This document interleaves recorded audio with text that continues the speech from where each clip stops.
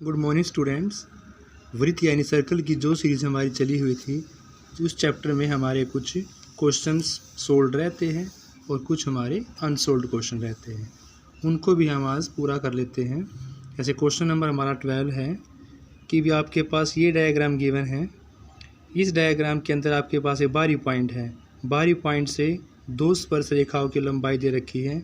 स्पर्श रेखा आपके पास PA और PB है और जो त्रिज्याएँ हैं OA और OB हैं। स्पर्श रेखाओं के बीच का कोण आपके पास दिया हुआ है 30 डिग्री का। देखो स्टूडेंट्स, अभी मैंने आपको बताया था कि भी आमने सामने चक्रीय त्रिभुज के आमने सामने के कोणों का योग 180 डिग्री होता है। ये हमारी चक्रीय त्रिभुज की फॉर्मेशन बनेगी क्योंकि इसके दो शीर्ष कहाँ पर हैं, वृत्त के ऊपर है। तो हमारे पास चार भुजा वाली आकृति मिलती है AOBP। तो इसके आमने सामने के कोणों का योग 180, यानी कि O और P 180 हो जाएगा। आपको O निकालना है तो 180 में से क्या माइनस कर देंगे, 30 माइनस कर देंगे। इससे आपका AOB निकल जाएगा 150 डिग्री। ठीक है स्टूडेंट्स, यानी कि अपोजिट एंगल का सम 180 की प्रॉपर्टी से आपका एंगल AOB ज्ञात हो जाता है 180 में 30 को माइनस करने से। नेक्स्ट क्वेश्चन आपके पास ये डायग्राम गिवन है। इस डायग्राम में आपको एंगल X और एंगल Y फाइंड आउट करना है।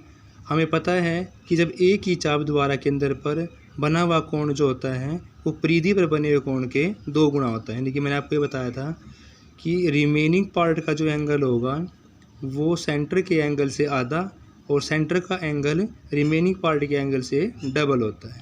दोबारा फिर बता रहे हैं हम, जैसे आपका एंगल P है, Y है। अगर आपको ये एंगल गिवन हो, सेंटर का एंगल निकालना हो तो सेंटर का एंगल आपका डबल हो जाएगा। और अगर सेंटर का एंगल दे रखा हो, रिमेनिंग पार्ट के एंगल निकालने हो तो उसका आधा हो जाएगा। ये प्रॉपर्टी कहती है। अब देखो आपका X निकालना है और जो P एंगल है वो गिवन है, यानी सेंटर का एंगल निकालना है। तो सेंटर का एंगल रिमेनिंग पार्ट के एंगल से 2 गुना होगा। तो 54 की 2 से मल्टीप्लाई करेंगे, आंसर निकल जाएगा आपका 108।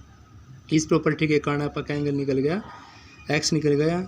और एक ही वृत्तखंड में कोण, यानी कि जब एक ही सेक्टर में बने कोण होते हैं वो आपस में क्या होते हैं, इक्वल होते हैं। जो रिमेनिंग पार्ट के जो एंगल होंगे सारे आपस में क्या होंगे, इक्वल होंगे। तो इस प्रॉपर्टी के कारण आपका Y एंगल कितने का हो जाएगा, 54 डिग्री का। ठीक है स्टूडेंट्स, यानी कि रिमेनिंग पार्ट के एंगल जितने भी होंगे सारे वो इक्वल होंगे। इस प्रॉपर्टी से आपका Y 54 का निकल गया। और जो सेंटर वाला एंगल है रिमेनिंग पार्ट से 2 गुना होगा, इसलिए आपका सेंटर का एंगल 54 का डबल हो जाएगा। ठीक है, नेक्स्ट क्वेश्चन देखो स्टूडेंट्स, दो वृत्त की त्रिज्याएं दे रखी हैं 3 सेंटीमीटर और 7 सेंटीमीटर। केंद्रों के बीच की दूरी भी 4 सेंटीमीटर है। तो बताना है वृत्त कैसे स्पर्श करेंगे, कि बाहर स्पर्श करेंगे कि अंदर स्पर्श करेंगे, और उनके उभयनिष्ठ रेखाओं की संख्या कितनी होगी। जैसे मैंने आपको कराया था कि भी अंदर से अगर स्पर्श नहीं करेंगे तो उस केस में स्पर्श रेखाओं की संख्या 0 होगी। अगर अंदर से एक पॉइंट पर स्पर्श करेंगे तो उस केस में 1 होगी। जब 2 पॉइंट पे काटेंगे तो उस केस में कितनी होगी, 2 होंगी। और सर्कल अलग अलग होंगे तो उस केस में कितनी होंगी, 3 होंगी। ये मैंने पिछली वीडियोज़ में करवाया हुआ है। यहाँ पर हमें स्पर्श रेखाओं की संख्या भी निकालनी है और वो स्पर्श बाहर करेगा अंतर करेगा ये भी निकालना है। हमें पता है केंद्र के बीच की दूरी दोनों वृत्त त्रिज्याओं के अंतर के बराबर होती है। इसी के कारण आपका अंतर स्पर्श करेंगे तो उभयनिष्ठ स्पर्श रेखाओं की संख्या कितनी होगी, आपके पास 1 होगी। क्योंकि 3 और 4 का डिफरेंस हमारे पास कितना होगा स्टूडेंट्स, 1 होगा। इसलिए स्पर्श अंदर भी करेंगे। ये मैंने आपको बताया था कि भी अगर अंदर की तरफ स्पर्श करेंगे तो उस केस में आपने डिफरेंस लेना है, और अगर बाहर की तरफ स्पर्श करेंगे तो उस केस में उनको प्लस करना है। जब भी आपको सेंटर की डिस्टेंस निकालनी हो, जब दो एक दूसरे को स्पर्श करेंगे और आपके पास उनकी रेडियस गिवन हो, अगर वो अंदर स्पर्श करेंगे तो उनका डिफरेंस लेना है, और अगर वो बाहर स्पर्श करेंगे तो उनको प्लस करना है। तो इस केस में आपका अंदर स्पर्श करने के कारण उभयनिष्ठ जो स्पर्श रेखाओं की संख्या कितनी होगी, आपकी 1 होगी स्टूडेंट्स। ये कुछ वैकल्पिक क्वेश्चन हैं, ट्राई करना है। अगर किसी क्वेश्चन में दिक्कत है तो आप पूछ सकते हैं।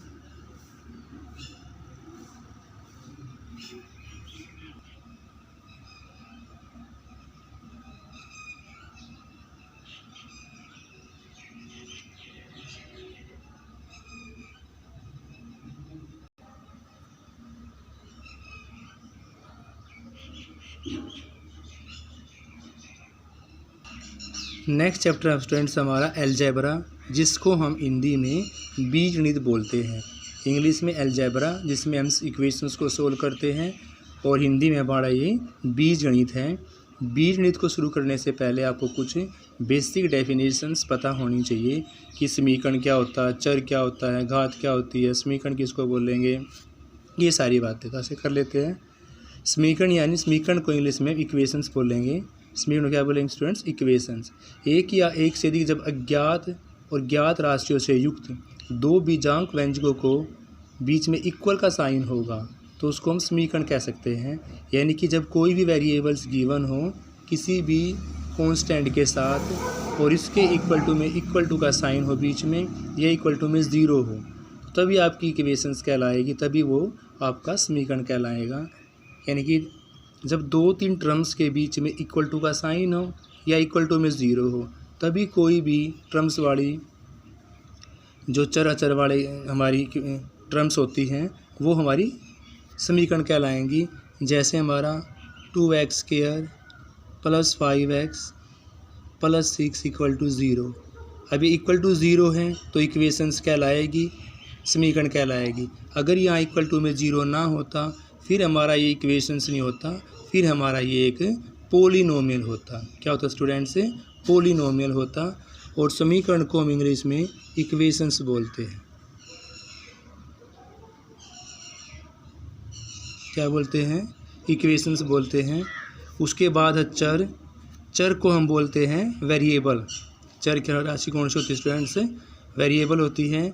किसी भी समीकरण में अज्ञात राशियाँ प्रयुक्त होती हैं कि जो हमें पता नहीं होती, जो हमें फाइंड आउट करनी होती हैं, उनको हम अज्ञात राशियाँ बोलते हैं।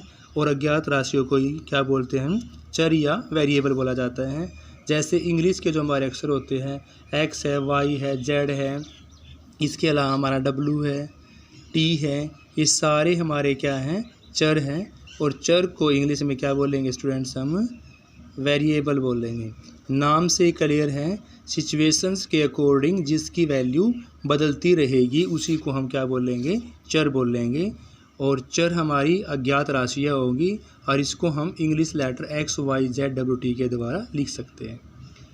अगर हम अचर की बात बोलते हैं तो अचर हमारा एक कांस्टेंट वैल्यू होगा। अचर को क्या बोलेंगे हम? कांस्टेंट वैल्यू बोलेंगे। जैसे हमारा 5 है, 6 है, ए है, बी है, सी है, ये सारी राशियाँ हमारी क्या होंगी? अचर राशियाँ होंगी। और अचर हमारी इक्वेशन से सिचुएशन के अकॉर्डिंग चेंज नहीं होगी। फिर हमारा घात। घात को हम पावर बोलते हैं। क्या बोलते हैं हम? घात को हम पावर, कि किसी की पावर कितनी है वो चीज़ घात कहलाएगी। समीकरण में विद्यमान चर की जो हाईएस्ट पावर होगी, यानी किसी भी वेरिएबल की हाईएस्ट पावर क्या कहलाएगी? उसकी घात या पावर की फॉर्मेशन लिखी जाएगी। उसको हम डिग्री बोल सकते हैं कि भी इस वेरिएबल की इतनी डिग्री हाईएस्ट है। जैसे 2x² = 0 है तो इसकी हाईएस्ट डिग्री कितनी यहाँ पर? 2 है। इसकी डिग्री या हाईएस्ट पावर कितनी है स्टूडेंट्स? यहाँ पर 2 है। और ये हमारी एक क्वाड्रेटिक इक्वेशन है क्योंकि इसकी हाईएस्ट पावर कितनी स्टूडेंट्स? 2 है। तो यहाँ पर देखो 3 क्वेश्चन हो गए। घात हमारी जो किसी वेरिएबल की सबसे बड़ी पावर होगी वही कहलाएगी। सबसे बड़ी पावर का इनाम क्या है? डिग्री है। और जो अगर वो डिग्री 2 हो तो उसका नाम क्या बनेगा? एक क्वाड्रेटिक इक्वेशंस बनेगा। फिर है कोई भी समीकरण सरल कब कहलाएगा? यदि किसी समीकरण में एक ही चर राशि हो, सिर्फ आपके पास एक ही वेरिएबल दिखता हो, उसकी उच्च घात भी क्या हो? 1 ही हो, तो वो हमारी क्या कहलाएगी? सरल समीकरण कहलाएगी। जैसे हमारे पास 5x है + 6 = 0। तो यहाँ पर देखो इसकी हाईएस्ट पावर कितनी स्टूडेंट्स? 1 ही है। और यहाँ वेरिएबल भी कितना है? 1 ही है। यानी जिस समीकरण के अंदर एक ही वेरिएबल हो